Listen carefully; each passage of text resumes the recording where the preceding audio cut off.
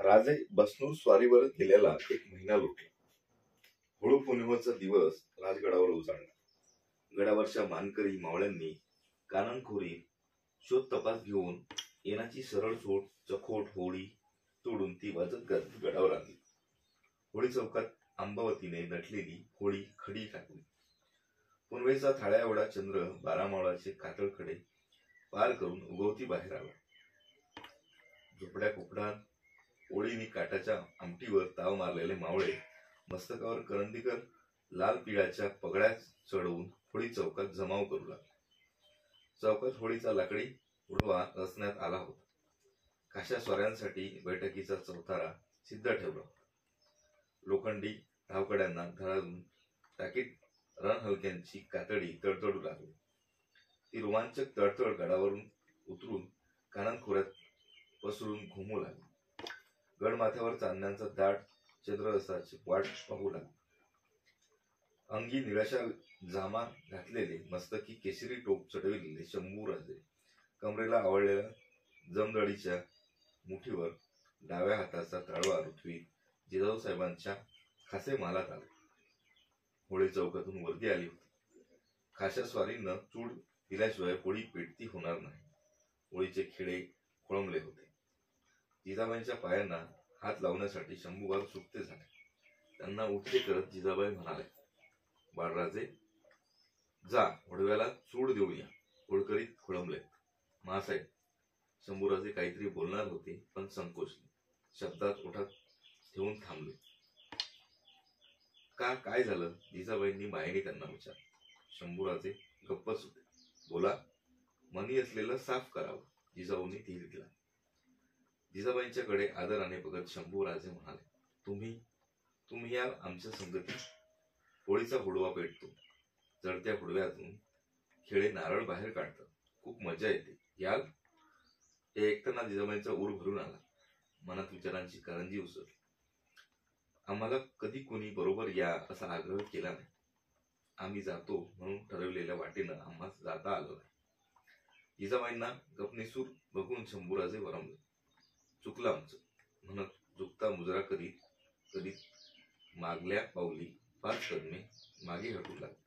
जिजाबाई म्हणाल्या, थांबा, आम्ही येतो आहोत. आणि ते ऐकत असताना शंभूराजांच्या डोळ्यात पुनवेची दहीदाट चांदणे उतरली. अंगाभोवती शालनामा लपेटून घेतलेल्या मासाहेब बरोबर शंभूराजांना घेऊन होळी चौकाकडे चालल्या. प्रतापगडाची जगदंबाच आपल्या बालबुत्याला घेऊन चालावी तसे ते दृश्य दिसत होते. एक जाणता स्त्रीवसा आपल्या नेत्याला बाळवशाला घेऊन चालला होता.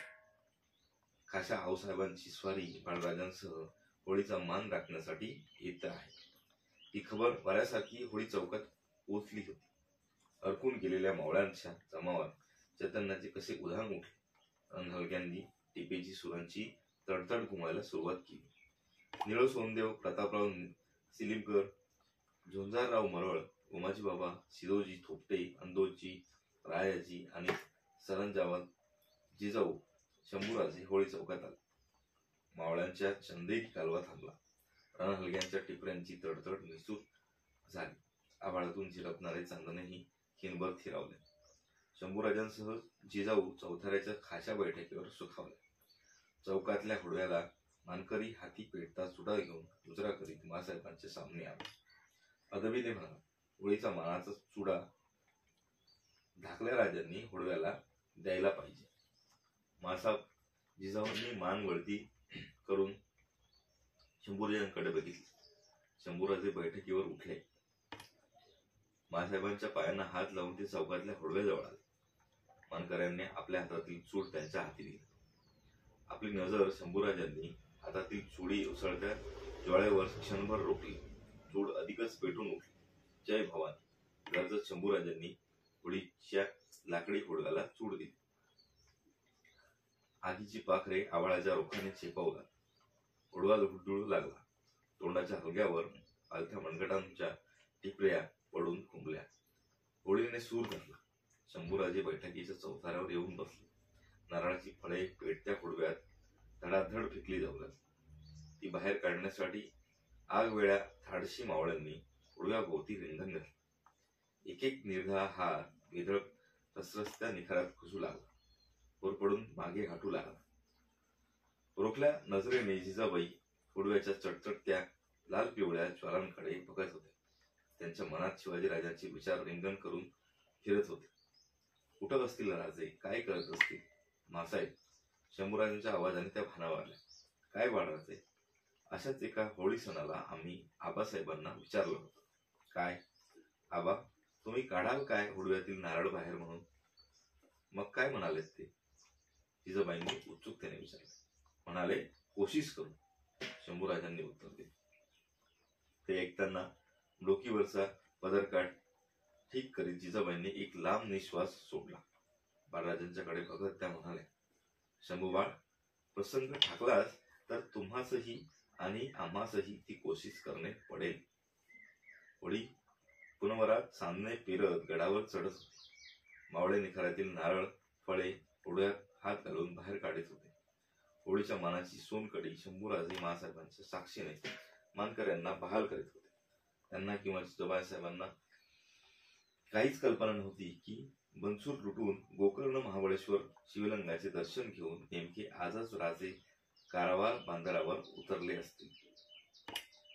कारवारात टोपीकर इंग्रजांच्या वाखारी लुटण्याचा राजांचा मनसुबा होता. पण शेरखान हा आदिलशाही सरदार फौजनीशी होळीच्याच दिवशी कारवारात घुसला होता. त्याने 5,000 सोन्यांची खंडणी राजांना देऊन कारवार वाचविले होते. त्यांच्याकडून आणलेले खंडणीचे 5,000 होऊन थैलीबंद करून कारवार सोडताना राजे सरलष्कर नेताजींना म्हणाले, आज शेख खानाने आमच्या होळीची शिकार घालवली. कर्नाटक प्रांतीची लूट घेऊन राजे कारवार भीमगड मार्गे राजगडावर आले. गडावर येताच त्यांनी खबर मिळाली की औरंगाबादेत शहादादा मुजफ्फरची भेट घेऊन मिर्झा राजे जयसिंग आणि पठाण दिलेर खान पुण्याच्या रोखाने कूच झाले आहे.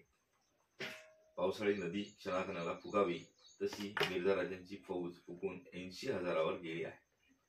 जव्हारचा राजा अफजल खानाचा मुलगा फाजल खान, जावळीकर, मोरे, देसाई, दळवी या राजांच्या शत्रूंना मित्र मानून त्यांच्या मिळतील तेवढ्या जमती पोटात घेऊन 80,000ची हिरवी वावटळ चालून येत होती. ती इति प्रचंड लाट परतविणे शक्य नव्हते. थोपवून धरणे अशक्य होते आणि नुसते बघत राहणे तर केवळ असह्यच होते. 12 मावळचे आघाडीचे गडकिल्ले आता बंदिस्त राखणे भाग होते.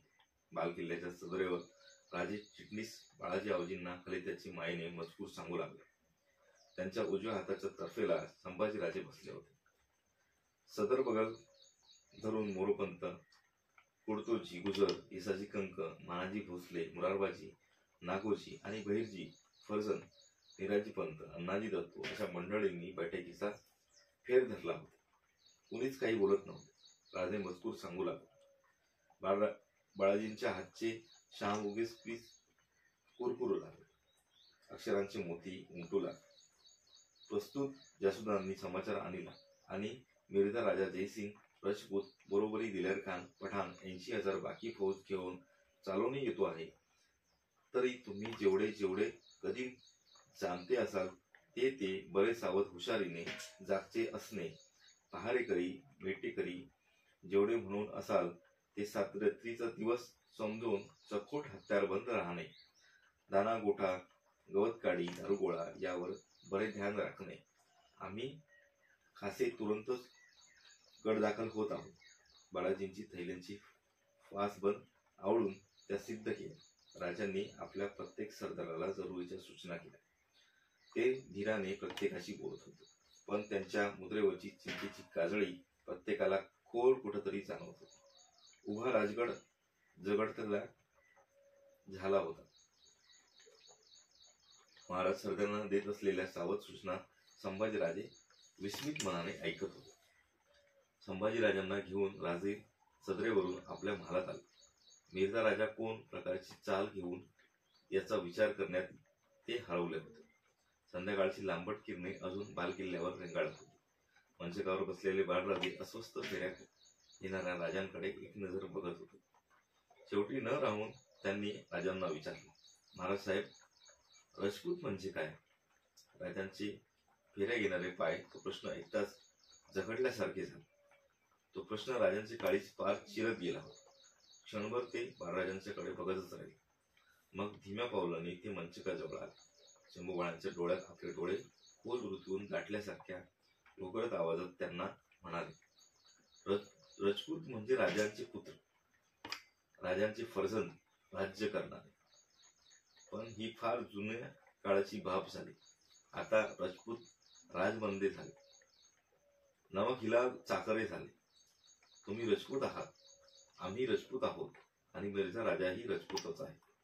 आणि मग राजे कितीतरी वेळ शंभूराजांना राजपूत, राजपुताना, मिर्झा राजे, औरंगजेब, मोगलशाही याबद्दल बरेच काही सांगत राहिले. एक दीर्घ निश्वास फेकता सोडून ते मंचकाजवळ गावच्या महिर पिराजवळ आले. महालाच्या रोषणाईकाने अजून बैठकीत पेटते टेंबे चढवले नव्हते. राजांना उगाच आपली राजमुद्रा आठवली. प्रतिपच्चंद्र लेखेव वर्धुंदवष्ण वंदिता. मंच उतरून राजांच्या पाठीशी येऊन संभाजीराजे उभे राहिले. त्या दोघा पितापुत्रांना परशूचा आकार घेत डोबतीला लागलेले सूर्यबिंब दिसत होते. शंभूराजांच्या मनात विचार घोळत होते. आम्ही राजपूत आहोत, मिर्झा राजाही राजपूत. कसा असेल तो मिर्झा राजा? आबासाहेबांच्या सारखा?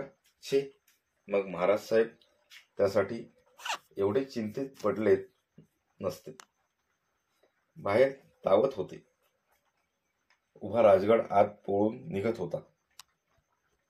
संभाजीराजांच्या महालात आपल्या कोंदल्या हाताने माठातील थंडगार पाण्याचा पेला शंभूराजांच्या हाती देताना धाराऊ म्हणाली, कायली होती या जीवाची मिस्ती. आणि तिने आपली कपाळावर दाटी केलेला घाम डाव्या हाताने पदर घेऊन दिपटला. इतक्यात जिजाबाई महालात आल्या.